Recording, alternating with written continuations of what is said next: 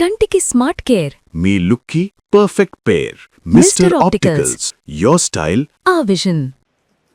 కానీ మీరు ఒక ప్రొడ్యూసరు, రీసెంట్గా మండల గణేష్ గారు కూడా ఒక కామెంట్ చేశారు. ఒకప్పుడు సినిమాకి ఇప్పుడు సినిమాకి చాలా తేడా ఉంది, ఒకప్పుడు హీరోస్కి ఇప్పుడు హీరోస్కి చాలా తేడా ఉంది. ఈ రోజుల్లో ఏ బ్యాక్గ్రౌండ్ లేకుండా వచ్చి కష్టపడి ఒక సినిమా హిట్ అవ్వగానే మనం ఎక్కడి నుంచి వచ్చాము అనేది కూడా మర్చిపోయి, కరెక్ట్, లోకేష్ కనకరాజుని తెస్తావా, రాజమౌళిని తెస్తావా, అనిల్ రావుపూడిని తెస్తావా అని షో కొట్టే హీరోస్ వస్తున్నారు. ఇప్పుడు ఇండస్ట్రీ ఇట్లా తయారైపోయింది.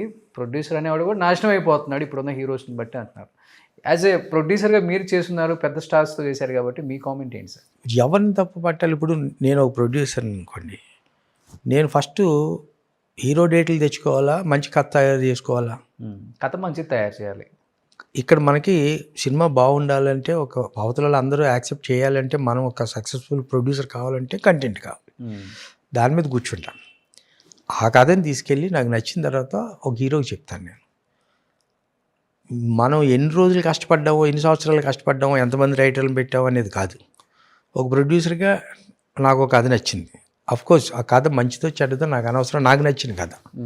నేను ఈ సినిమా చేద్దాం అనుకున్నాను అని ఒక హీరో దగ్గర తీసుకెళ్తే ఫైనల్గా హీరోకి నచ్చితేనే సినిమా ట్రాక్ ఎక్కుతుంది. హీరోకి నచ్చకపోతే ఆ కథ ట్రాక్ ఎక్కట్లేదుగా. అంటే ఫైనల్ జడ్జి సుప్రీం హీరోనే. మనం ఎంత గొప్ప కథ తీసుకెళ్ళినా, ఎంత బ్యాడ్గా తీసుకెళ్ళినా అతను యాక్సెప్ట్ చేస్తే అది బ్యాడ్దని యాక్సెప్ట్ చేయొచ్చు, కొత్తదని. ఎందుకంటే ఇదే హీరోలు అన్ని హిట్లు ఇవ్వలేదుగా, ఫ్లాపులు కూడా ఇచ్చున్నారు కదా. వాళ్ళు విన్న కథలేక, వాళ్ళు యాక్సెప్ట్ చేసిన కథలేక. సో వాళ్ళు ఒక్కలే సుప్రీం అనేది కాదు, మిగతా వాళ్ళు కూడా డైరెక్టరు వీళ్ళ మీద కొంచెం నమ్మకం ఉండాలి కదా. అది తక్కువ. ఇవాళ హీరో అనేవాడు ఫైనల్గా ఈ డైరెక్టరు ఈ కథ వీళ్ళు ఓకే చేస్తే తప్ప మిగతా వాళ్ళు ఎవరు మనం ఎంత సూట్ కేసులు పట్టుకెళ్ళి నేను చేసుకెళ్ళినా నా బట్టి వెళ్దా అంటే చేసే పొజిషన్లో లేరు. హీరోల్లో నడుస్తుంది ఇప్పుడు అంతే. Hero final decision. అతను ఏ డైరెక్టర్ అంటే ఆ డైరెక్టర్ని పెట్టాలి. ఏ కథ డైరెక్టర్ చెప్తే ఏది నచ్చుద్దో అని అదే చేయాలి. సో అట్లాగే జరుగుతుంది. ప్రొడ్యూసర్కి వాల్యూ ఉందా ఇప్పుడు? ప్రొడ్యూసర్ జస్ట్ ఇప్పుడు అకౌంటెంటే కదండి. అకౌంటెంట్ బెటర్, ఇంకా స్పాట్లను కూర్చోటానికి ఉంది. ప్రొడ్యూసర్ పొద్దున్నే వెళ్ళి కూర్చోవటం, ఇప్పుడు రాబోటో అయితే టెక్నీషియన్ కాబట్టి అందరిలోతో కలిసిపోయి పొద్దున్న సాయంత్రం దాకా కూర్చోగలం తప్ప, కొంతమంది అయితే వారానికి ఒకసారి, వారానికి 2 సార్లు వెళ్ళే వాళ్ళని కూడా చూస్తున్నాను. అందరూ పెద్ద పెద్ద వాళ్ళే మరి ఎట్లా వాళ్ళు డైజెస్ట్ చేసుకోవాలి? డబ్బు కోసమా? అట్లనే ఉంది, కోసం లొంగి ఉంటున్నారా? అట్లనే ఉంది. వాళ్ళ స్టైల్ ఆఫ్ మేకింగ్ వేరు, నా స్టైల్ ఆఫ్ మేకింగ్. ప్రొడ్యూసర్స్ కూడా డబ్బు కోసం లొంగి ఉంటున్నారా లేకపోతే? అట్లా నేను చెప్పలేను. మరి అంతే కదా మీరు చెప్పేది. వాళ్ళ మైండ్ సెట్ ఎలా ఉంటే అది లేదు, వాళ్ళ ఇష్టం వాళ్ళది, వాళ్ళ స్టైల్ ఆఫ్ మేకింగ్ అది. సో వాళ్ళు ఇట్లు ఇస్తున్నారు కదా, ఫ్లాప్లో ఉండొచ్చు, ఇట్లా వచ్చి చేస్తున్నారు కదా. సో అంటే ఆ జనరేషన్ వేరు, నేను వచ్చిన జనరేషన్ వేరు. నేను ఒక ప్రొడ్యూసరు, అప్పట్లో నేను మెడ్రాస్లో ఉండగా కృష్ణ గారు సూపర్ స్టార్ ఆ రోజుల్లో. ఈ సినిమా రోషన్ తర్వాత చంటి తర్వాత పలానా నెక్స్ట్ చెప్పేసేవాడు ఆయన, అయిపోయేది. ఆయన ఏం కథ తెచ్చుకుంటాడో వాళ్ళ ఇష్టం. హిట్ ఫట్ అనేది వాళ్ళ అదృష్టం కొద్దీ ఉంటుంది, వాళ్ళు సెలెక్ట్ చేసుకునేవారు. ఆయన క్యారెక్టర్ చెప్తే సరిపోయాడు. జాన్వరి నుంచి మీకే షెడ్యూల్ అని అంటే ముందు వెళ్ళి ఆయనకి కథ లైన్ చెప్పేవారు, ఇది మీ క్యారెక్టరు, ఇది మీకు ఎలా ఉంటుంది అనేటప్పటికీ ఓకే ప్రొసీడ్ అనేవారు.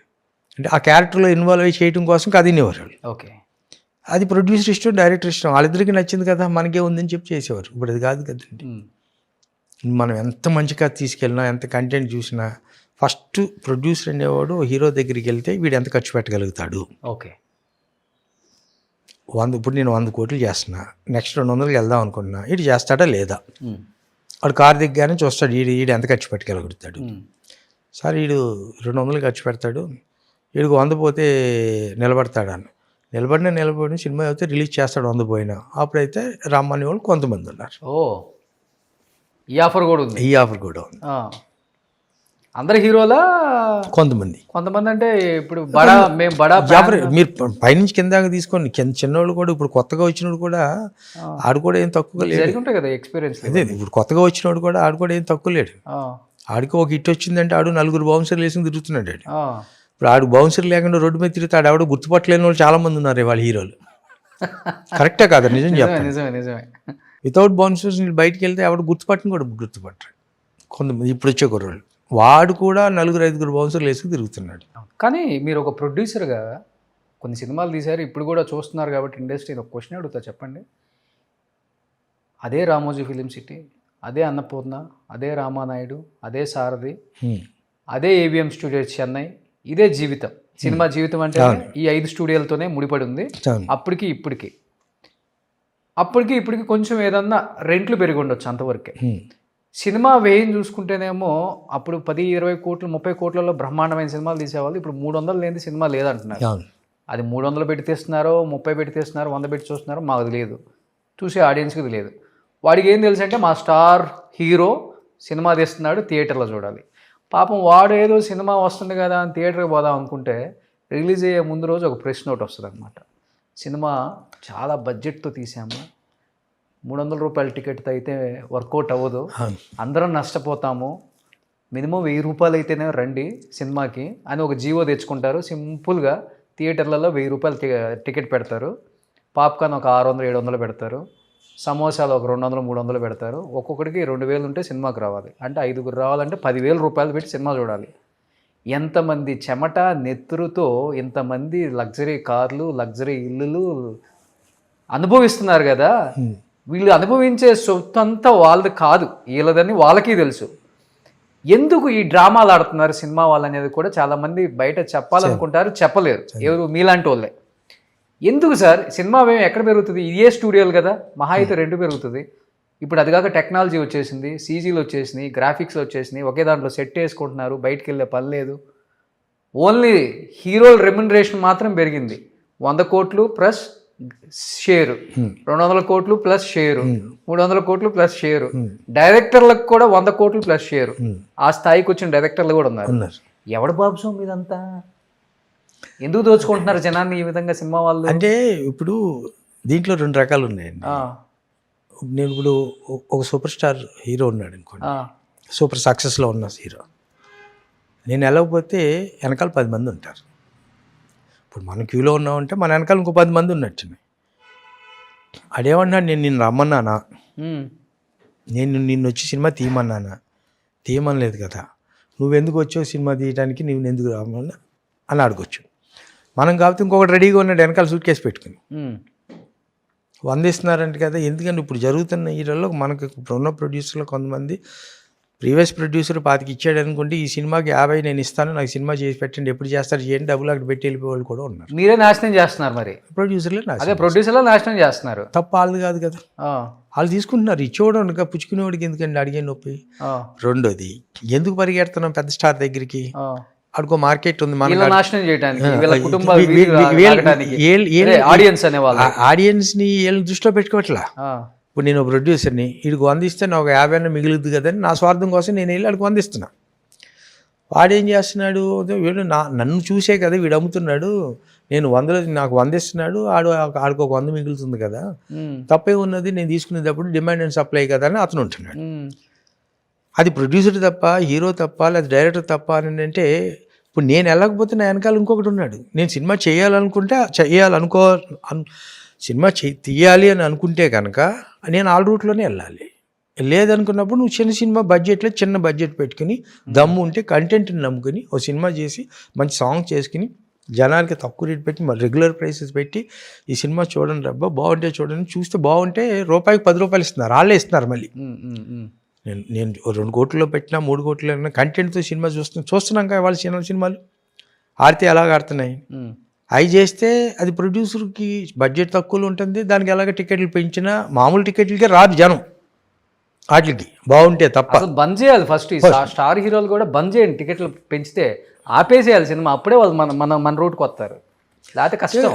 అంటే వాళ్ళ లెక్క ఎలాగుందంటే అండి, మేము ఇన్ని కోట్లు ఖర్చు పెట్టాం కదా, ఫస్ట్ డే ఇంత ముందులా లేదు, ఫస్ట్ డే సినిమా బాగాలేదంటే మ్యాట్నీ నుంచే పడిపోతున్నాయి. ఏదైనా చేసుకుంటే ఇప్పుడు ఇంత ముందులో 50 రోజులు 100 రోజులు ఆడే సినిమాలు లేవు, ఉంటే ఆ 1 వీకే ఆడుతున్నాయి సినిమాలు. ఆ 1 వీక్లోనే ఇంతకుముందు ఏవైతే సినిమా రిలీజ్ చేస్తే హైదరాబాద్ అంటే ఆర్టీసీ క్రాస్ రోడ్స్లోను, తర్వాత అమీర్పేట జంక్షన్లోను, లేదా తర్వాత ఈ కింద మైదీపట్నం జంక్షన్లోను అట్లా ఉండేవి. ఇప్పుడు అలా కాదు కదండి, ఒక మాల్ ఉంది, ఏఎంబీ మాల్ ఉంది, పెద్ద హీరో సినిమా మాల్లో ఎన్ని థియేటర్లు ఉంటే 5 థియేటర్లు ఉంటే 5 థియేటర్లు ఇదే సినిమా వేస్తున్నారు. ఉమ్. ఒకటే రూపాయి టికెట్ని ₹2 చేస్తున్నారు, స్క్రీన్లు స్క్రీన్లు పెంచేస్తున్నారు. అంటే 100 రోజులు 50 రోజులు ఆడవలసిన సినిమా ఒక రోజులో అన్ని షోలు పడిపోతుంది. ఆ షోలో హిట్ ఫ్లాప్ అనేది ఆ రోజు డిసైడ్ అయిపోతుంది. హిట్ అవుతే నెక్స్ట్ వీక్ నుంచి కంటిన్యూ అవుతాయి కొన్ని థియేటర్లు, ఫ్లాప్ అవుతే ఆ రోజే అక్కడితోటి వచ్చిన దానికి మినిమం మ్యాక్సిమం వచ్చేస్తుంది కదా, మనం సేఫ్ అయిపోతున్నాం, అట్లీస్ట్ కొంత సేఫ్ అయిపోతున్నాం అనే యాంగిల్లో డిస్ట్రిబ్యూటరు ప్రొడ్యూసరు ఈ రకంగా ఆలోచిస్తున్నాడు. అది హీరోకి సంబంధం లేదు. హీరో ఏమంటున్నాడు, నా డబ్బులు నాకు ఇచ్చి నువ్వు సినిమా చేసుకున్నావు కదా, నువ్వు ఆడించుకుంటావు పాడు చేసుకుంటే నీ ఇష్టం అంటున్నాడు. ఇది ప్రొడ్యూసర్ ఏం చేస్తున్నాడు, ఇప్పుడు డిస్ట్రిబ్యూటర్కి వీళ్ళకి ఇచ్చినప్పుడు రేట్లు పెట్టకపోతే సినిమా తేడా వస్తే 3వ రోజు ఉండదు కదా, ఉన్నప్పుడు ఇంకా లాస్ అయిపోతాం కదా, ఎంతో కొంత ఇది కదా వస్తుంది కదా అని అంటారు. సరే అది పబ్లిక్ ఆల్ పాయింట్ ఆఫ్ వ్యూలో ఆలోచిస్తే మీరు వాళ్ళ ఫ్యామిలీతో సినిమాకి రావాలనుకుంటే టికెట్ పెంచింది పాపమే కాకుండా బయట మార్కెట్లో ₹10 ₹15 పెట్టే కోక్ కూడా ₹200 రూపాయలు. ₹10 దొరికే చిన్న పాప్కార్న్ కూడా ఆడు 100-200 చెప్తున్నాడు. పైగా ఆడు ఇంత అది అది అది మరీ టూ మచ్గా అయిపోయినాయి. అవి కూడా రేట్లు భయంకరంగా అయిపోయినాయి. మీరు అన్నట్టు ₹10,000 అయిపోతుంది. అందుకే ఈ మధ్యకాలంలో థియేటర్కి ఆ ఫ్యాన్ ఫాలోవర్స్ ఉన్న కొన్ని సినిమాలకి తప్పితే రావట్లే. ఎందుకు రావట్లేదంటే 2 వీక్స్ అవుతా ఓటీటీలో వస్తుంది కదా, థియేటర్లు అందరూ కలిసికొని అన్ఎంప్లాయిడ్ దీంట్లో పెట్టుకుని చూసేవాళ్ళు ఇప్పుడు అందరూ దానికి అలవాటు పడ్డారు. అవును. ఇంకోటి ఏంటి, వాడికి అడ్వాంటేజ్, కాసేపు ఆగరా బాత్రూమ్కి వెళ్ళొస్తా అంటే ఆ హీరో అలా ఆగుంటాడు టీవీ మీద స్క్రీన్ మీద, చక్కగా నీట్గా తీసుకొని డ్యాన్స్ అయ్యి నొక్కుతున్నాడు బటన్. అక్కడ కుదరదు. మీరు చూడండి, ఇంకొక 1 yearలో ట్రెండ్ మారుతుంది. ఇప్పుడు ఏదో షో కాల్డ్ మేము బడా డైరెక్టర్లు అని చెప్పుకునే వాళ్ళు కూడా డప్పులు స్టార్ట్ చేశారు. మేము గొప్ప అని యాంకర్ల చేత పొగిడించుకోవటం. అంటే ఆ ఈవెంట్ ఆ డైరెక్టర్ కోసం జరుగుతుందా హీరో కోసం జరుగుతుందా కూడా తెలియట్లేదు. కరెక్ట్, కొట్టించుకుంటున్నారు. ఇది వాస్తవం. తోపు, తురుము, వీరుడు, సూర్యుడు, అపర కుబేరుడు, చివరికి ఎందుకు అపర కుబేరుడు, వీళ్ళ నెత్తురు వీళ్ళ చెమట ఉంది కదా. కామన్ డైలాగులు కొన్ని ఉన్నాయండి.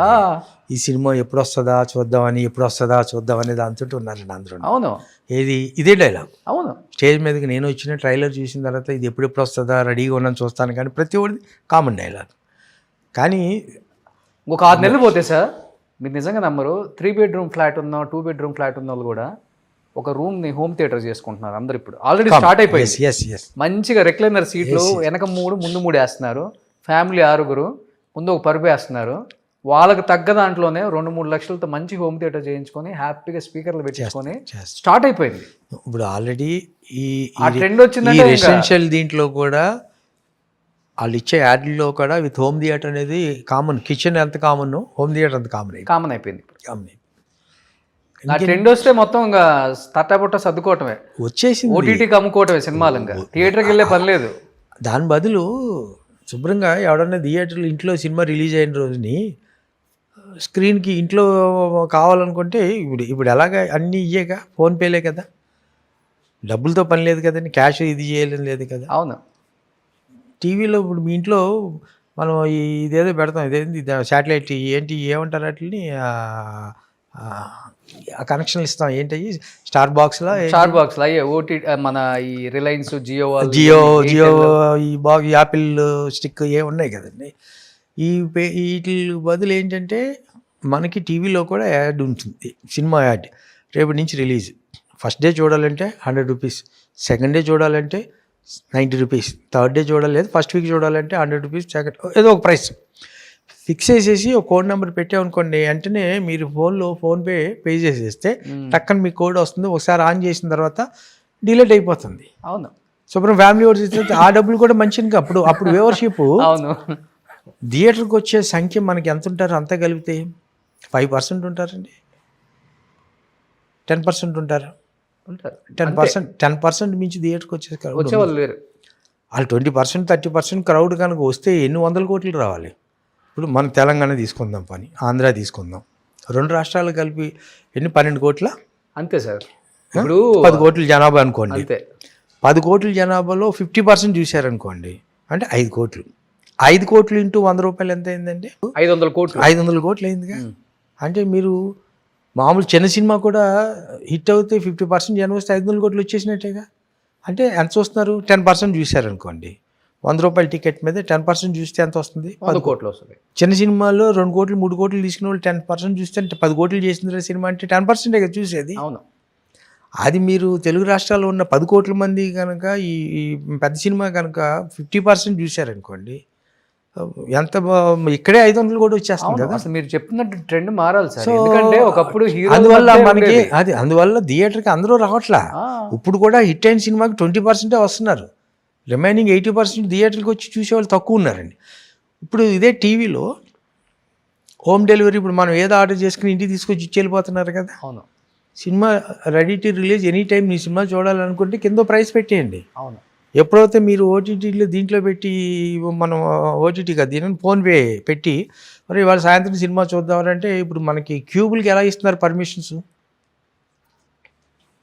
ఇక్కడి నుంచి క్యూబ్కి ఎక్కడో శ్రీకాకుళంలో ఉన్న థియేటర్ కూడా ఇక్కడ కోడిస్తున్నాయి కదా, అక్కడ ఆనే థియేటర్లు. అవును.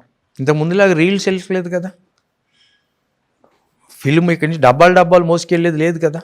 ఇక్కడ డబ్బులు లేట్గా కలితే మార్నింగ్ షో లేట్ అవ్వటం, ఇక్కడ ముందు డబ్బులు కడితే మార్నింగ్ షో తేవటం, ఇవన్నీ